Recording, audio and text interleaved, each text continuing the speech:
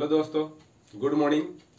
आज मैं आप लोग के सामने टॉपिक लेकर आया हूं अपसौर और उपसौर, मतलब अपहेलियन और पेरीहेलियन क्या होता है और कब होता है।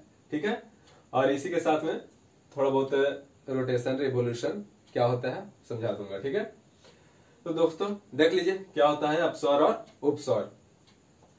अपसौर जो होता है इसका इंग्लिश जो होता है अपहेलियन होता है, और उपसौर जो होता है इसका इंग्लिश पेरीहेलियन होता है। ठीक है, और इसका हिंदी में जैसे देख सकते हैं, उपसौर का मतलब होता है कि सूर्य समीपक, मतलब कि सूर्य से नजदीक। इसको क्या बोलते हैं? सूर्य समीपक होगा। ठीक है, इसी को उपसौर बोला जाता है, मतलब कि पेरीहेलियन बोला जाता है। ठीक, लेकिन अपसौर जो होता है यह सूर्योच्च या फिर रवि उच्च। रवि किसको बोला जाता है? सूर्य को ही बोला जाता है रवि। ठीक है, तो देखिए सूर्योच्च मतलब कि सूर्य और पृथ्वी के दूरस्थ मतलब दूरी को सूर्योच्च मतलब कि अपसौर बोला जाता है, अपहेलियन बोला जाता है। ठीक है, और इसकी डिस्टेंस जो होती है सूर्य और पृथ्वी की सबसे ज्यादा डिस्टेंस जो होती है यह 15.20 या 15 कहीं कहीं दे देता है 15.27 करोड़ किलोमीटर होता है। और इसकी मतलब कि नजदीक की दूरी जो होती है पृथ्वी और सन और अर्थ की जो नजदीक की दूरी होती है वो कितनी होती है? 14.70 करोड़ किलोमीटर होता है। ठीक है, इसी को बोलते हैं हम लोग सूर्य समीपक या फिर समीपस्थ या फिर पेरीहेलियन या उपसौर बोला जाता है। और ये कब होता है दोस्तों? तो ये 3 जनवरी को होता है। ठीक है, याद रखिएगा। और अपहेलियन कब होता है? तो ये 4 जुलाई को होता है। ठीक है, और देखिए कभी कभी क्या होता है ना कि कंफ्यूज कर जाते हैं लोग। ठीक है, कि अपहेलियन किस डेट को होगा और पेरीहेलियन किस डेट को होगा। ठीक है, तो आप लोग सबसे सिंपल सा समझाने की कोशिश कर रहा हूँ, शायद आप लोगों को कुछ ट्रिक बन जाए। ट्रिक टाइप का देख लीजिए। तो दोस्तों देखिए अपसौर, अपसौर का मतलब अप का मतलब अपना मानिए। ठीक है, अपना कभी अपना होता नहीं है, वो पराया हो जाता है। ठीक है, इसीलिए क्या होता है ना कि अपना जो हो गया वो पराया हो गया, इसका मतलब कि दूर चला गया। तो दूर कब होगा? उसी को बोलते हैं हम लोग अपसौर, मतलब कि 4 जुलाई को ज्यादा बड़ा हो जाएगा। और ये हो जाएगा उपसौर मतलब कि पेरीहेलियन, ये 3 जनवरी को हो जाएगा। ये छोटा डिजिट है और ये बड़ा डिजिट है 4। दूर जाएगा तो ज्यादा बड़ा डिजिट आएगा, नजदीक रहेगा तो छोटा डिजिट रहेगा, मतलब 3 जनवरी और ये 4 जुलाई। ठीक है, तो ये आप लोग याद रखिएगा।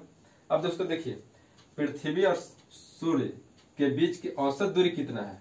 ये तो सबसे दूर और सबसे नजदीक, ये जो डिस्टेंस निकाले ये सबसे नजदीक और ये सबसे दूर का। लेकिन एवरेज कभी कभी पूछ देता है कि एवरेज कितना होता है, तो एवरेज जो होता है ये 14.98 करोड़ किलोमीटर होता है। ठीक है, और दोस्तों एक बात आप लोगों को पता ही होगा कि अर्थ पृथ्वी जो है पूरब से पश्चिम की ओर, मतलब कि पूरब से पश्चिम की ओर आते हैं।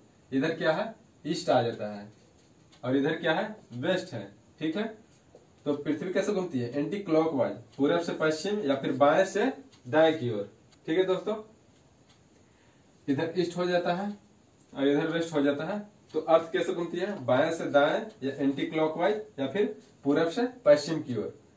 थोड़ा सा और, ब्रह्मांड में जितने भी खगोलीय पिंड है वो रोटेशन और रिवोल्यूशन, कहने का मतलब कि घूर्णन भी कर रही है खुद और किसी और का परिक्रमा भी कर रही है। ठीक है, जैसे देखिए यहाँ पे ये मान के चलिए कि पृथ्वी है और ये सन है। ठीक है, ये अर्थ है और ये सन है। तो पृथ्वी क्या है? अपने अक्ष पे घूम भी रही है, और ये क्या कर रही है ना कि ये अर्थ जो है सन का, ये धीरे धीरे घूमते घूमते सूर्य का भी चक्कर लगा रही है। ठीक है, तो इसी को बोलते हैं परिक्रमा, परिक्रमा बोलते हैं इसी को। और ये जो अपने अक्ष पे घूम रही है इसको क्या बोलते हैं? घूर्णन।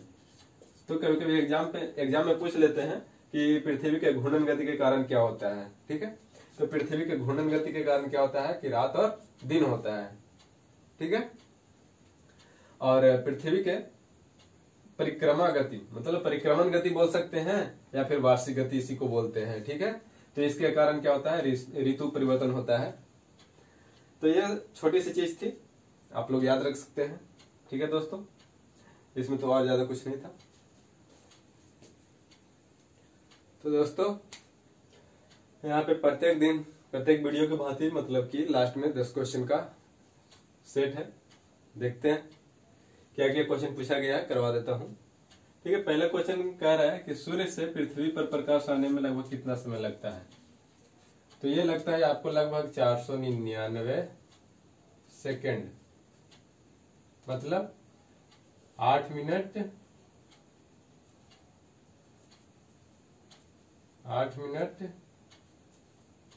20 सेकेंड लगभग में होता है। ठीक है, ग्रहों की संख्या कितनी है?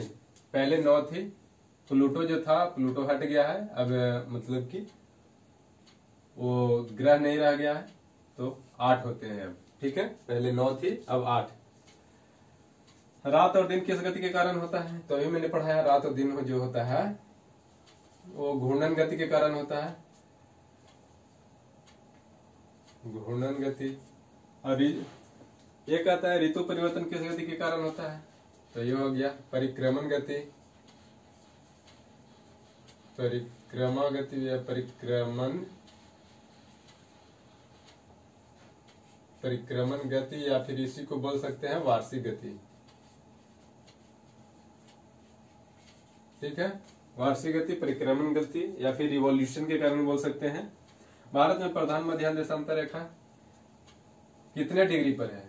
तो ये आप लोग को बताया गया होगा, 82.5 डिग्री पूर्वी देशांतर।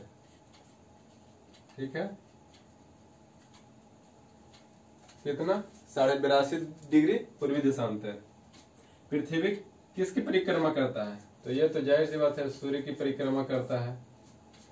प्रोक्सिमा सेंटोरी से पृथ्वी पर प्रकाश आने में लगभग कितना समय लेता है? प्रोक्सिमा सेंटोरी से पृथ्वी पर प्रकाश आने में लगभग कितना समय लेता है? तो ये लेता है आपका, यहाँ पे लिख दे रहा हूं, 4.22 करोड़, सॉरी, इतना प्रकाश वर्ष लग जाता है। ठीक है, प्रोक्सिमा सेंटोरी से पृथ्वी पर प्रकाश आने में लगभग कितना समय लग जाता है? तो 4.22 लाइट ईयर। ठीक है, अल्फा सेंटोरी से पृथ्वी पर प्रकाश आने में लगभग कितना समय लग जाएगा? तो ये लग जाता है लगभग 4.35 लाइट ईयर, या प्रकाश वर्ष बोल सकते हैं इसी को। 4.35 प्रकाश वर्ष बोलते हैं। ठीक है दोस्तों, अब यहाँ पे पृथ्वी के निकटतम तारा कौन सा है और सूर्य किसकी परिक्रमा करता है, ये आप लोग कमेंट बॉक्स में कमेंट करके बताएं। कमेंट बॉक्स में आप लोग कमेंट करके बताएं कि ये किसकी परिक्रमा करता है। ठीक है दोस्तों, तो आज का लेक्चर यहाँ समाप्त होता है। ये शायद 7वां लेक्चर था या कुछ। ठीक है, तो मिलते हैं दोस्तों नेक्स्ट वीडियो में। धन्यवाद।